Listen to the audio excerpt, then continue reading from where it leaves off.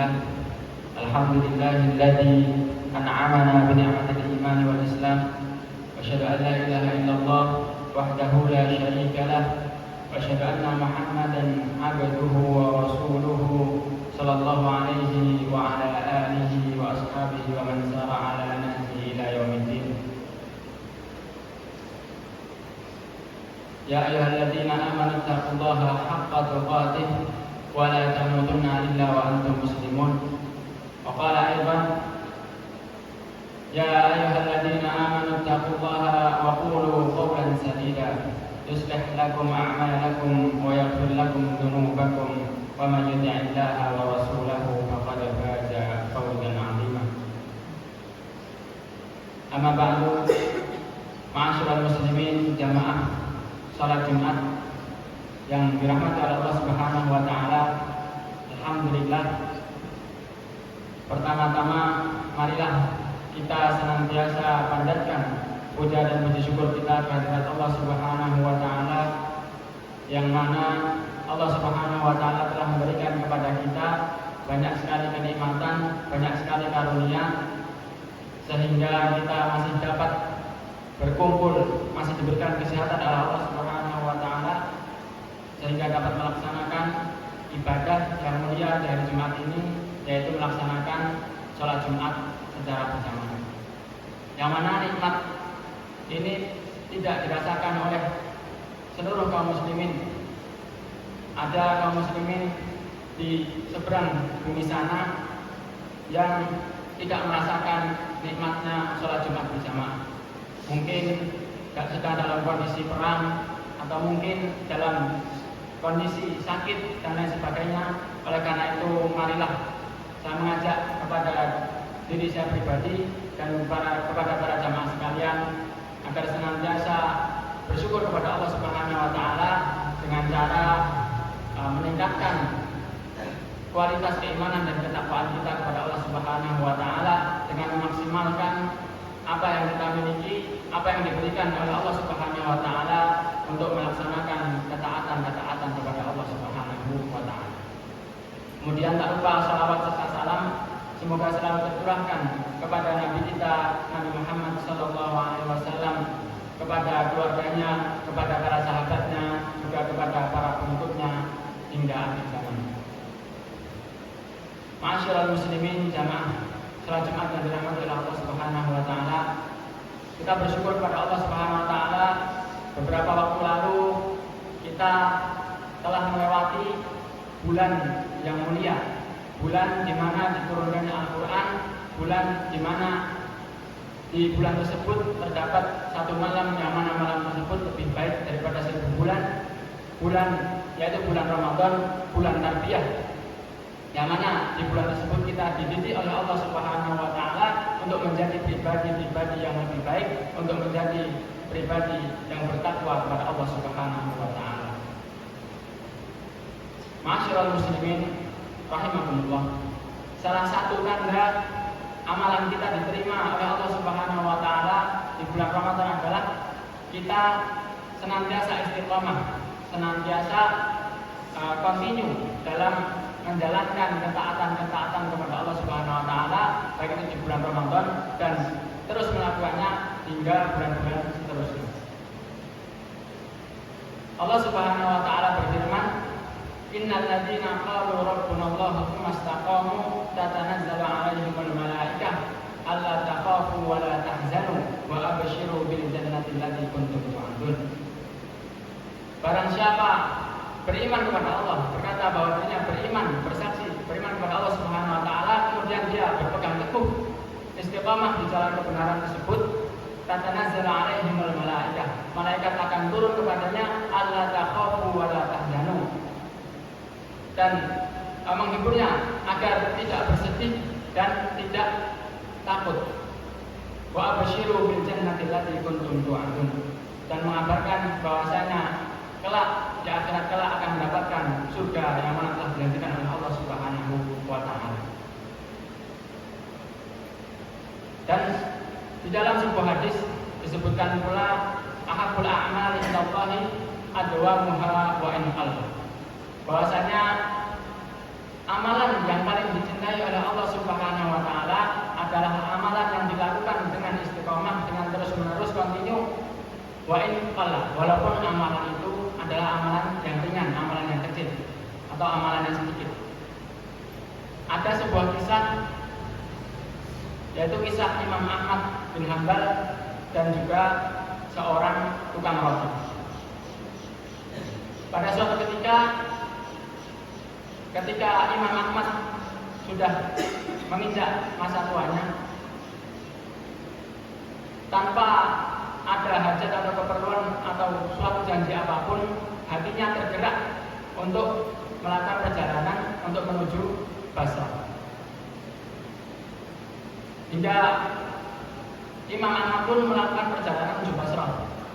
Kemudian Imam Ahmad sholat Isya di sebuah masjid di daerah Basrah, dan kemudian ingin melakukan istirahat. Akan tetapi marbot masjid mengusirnya karena tidak tahu bahwa beliau adalah Imam Ahmad bin Hanbal. Kemudian Imam Ahmad keluar dan pindah ke teras masjid, ke serambi masjid, akan tetapi diusir juga. Hingga datang seseorang yang menawarkan kepada Imam Ahmad bin Hanbal untuk tinggal, untuk bermalam di rumahnya. Wahai Syekh, maukah engkau bermalam di rumahku walaupun rumahku hanya kecil? Imam Ahmad kemudian menerima tawaran tersebut dan mengikuti seseorang ini hingga ke rumahnya.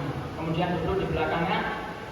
Kemudian sang pemilik rumah ini membuat adonan roti untuk dijual di pasar. Kemudian Imam Ahmad melihat bahwasanya seorang tukang roti ini senantiasa mengucapkan astagfirullahaladzim, senantiasa beristighfar kepada Allah Subhanahu wa taala terus-menerus ketika memasukkan garam, ketika mencampur gandum, dan ketika memasak roti dan selanjutnya. Kemudian Imam Ahmad bertanya, wahai tukang roti, sudah berapa lama engkau melakukan amalan tersebut? Kemudian tukang roti tersebut menjawab, wahai Syekh, saya sudah membuat roti sejak kurang lebih 30 tahun dan saya sudah melakukan amalan tersebut selama itu. Kemudian Imam Ahmad kembali bertanya, lalu apakah yang kau dapatkan dari amalan tersebut? Sang tukang roti menjawab bahwasanya segala keinginan saya, segala hajat saya selalu dipenuhi oleh Allah Subhanahu wa taala, kecuali satu hal yang belum dikabulkan oleh Allah Subhanahu wa taala, yaitu saya ingin sekali bertemu dengan Imam Ahmad bin Hanbal. Kemudian Imam Ahmad terkejut dan mengucapkan Allahu Akbar. Imam Ahmad bertakbir dan berkata, sesungguhnya istighfarmu itu yang telah membuat saya jauh-jauh datang ke Basrah hanya untuk menemuimu. Kemudian ada pula kisah yang sudah sangat masyhur, yaitu kisah Ibnu Hajar Al-Asqalani, yang mana beliau dahulu pernah tinggal di suatu madrasah di sebuah pondok pesantren. Akan tetapi Ibnu Hajar ini mengalami kesusahan dalam belajar dan menghafal. Kemudian suatu ketika Ibnu Hajar kabur dan di tengah perjalanan turun hujan yang sangat deras sehingga memaksa Imam Ibnu Hajar Al-Asqalani untuk berteduh, untuk berlindung di sebuah gua. Yang mana di sebuah gua tersebut Ibnu Hajar mendapatkan hikmah yang sangat luar biasa. Beliau melihat bahwasanya tetesan-tetesan air dari gua mampu melubangi batu yang sangat keras. Kemudian beliau mengambil hikmah bahwasanya batu yang keras saja mampu dilubangi oleh tetesan air yang terus-menerus, apalagi akal manusia yang tidak sekeras batu. Ketika terus diasah maka akan menjadi lunak. Dari sini khotib mengajak kepada diri khotib pribadi dan juga kepada para jamaah sekalian agar senantiasa istiqomah dalam menjalankan amalan-amalan kebaikan, dalam menjalankan ketaatan kepada Allah Subhanahu wa taala, sana banyak sekali hikmah-hikmah yang dapat kita ambil dari istiqomah. Misalkan kita kesusahan dalam belajar di pondok atau kesusahan dalam suatu urusan, ketika kita terus di jalan tersebut, terus istiqomah, terus mencoba, meskipun kita masih gagal, akan tetapi yakinlah bahwasanya masih ada kesempatan untuk berhasil pada percobaan berikutnya. Akan tetapi ketika kita berhenti di situ, maka bahwasanya kita di situ telah gagal. Masyiral muslimin wa zumratal mu'minin, a'azakumullah. Semoga yang sedikit ini mampu menjadi penyemangat bagi kita agar kita senantiasa dalam ketaatan kepada Allah Subhanahu wa taala, senantiasa diberikan istiqomah dan senantiasa terus berada di jalan kebenaran. Barakallahu li wa lakum bil Qur'anil azim wa nafa'ani wa iyyakum bima fihi minal ayati wa dzikril hakim. Wa taqabbal minna minkum tilawatahu innahu huwal ghafurur rahim.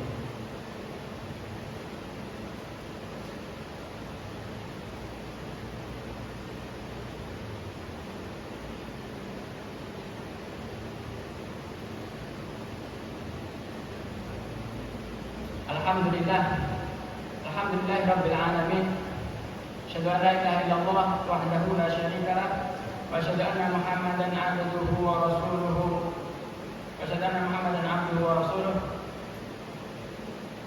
Ya ayyuhalladzina amanu taqullaha haqqa tuqatih wa la tamutunna illa wa antum muslimun. Para jamaah yang dirahmati Allah Subhanahu wa taala, marilah di khutbah yang kedua ini kita berdoa kepada Allah Subhanahu wa taala agar kita diberikan keistiqomahan oleh Allah Subhanahu wa taala dalam menjalani kehidupan ini. Innallaha wa malaikatahu yusholluna 'alan nabi ya ayyuhalladzina amanu shallu 'alaihi wa sallimu taslima.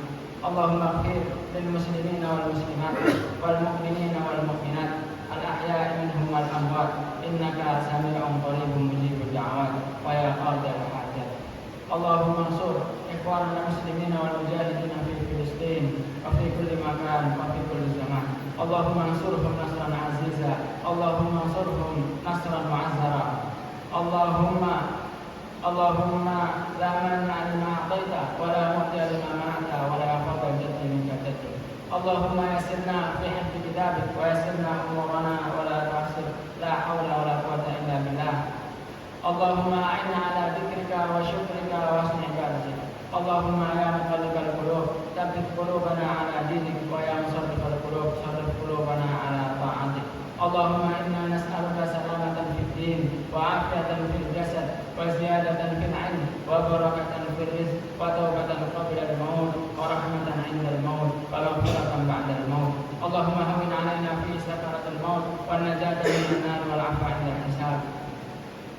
Allahumma Rabbana ighfir lana wa liwalidina warhamhum kama rabbayana shighara. Rabbana hab lana min azwajina wa dhurriyyatina qurrata a'yun waj'alna lil muttaqina imama. Rabbana atina fid dunya hasanah wa fil akhirati hasanah wa qina adzabannar. Ibadallah, innallaha ya'muru bil 'adli wal ihsani wa ita'i dzil qurba wa yanha 'anil fahsya'i wal munkari wal baghi ya'idukum la'allakum tadhakkarun.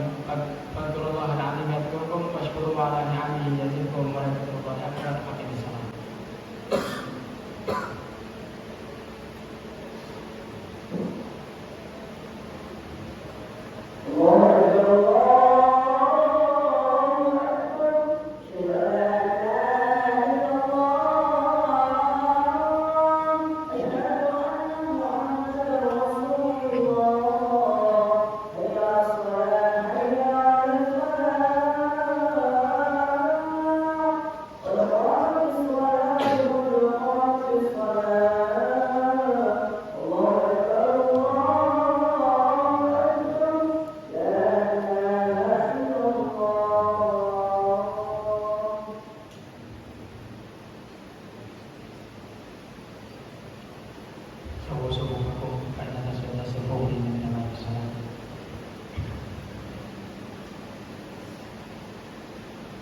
Allahu Akbar.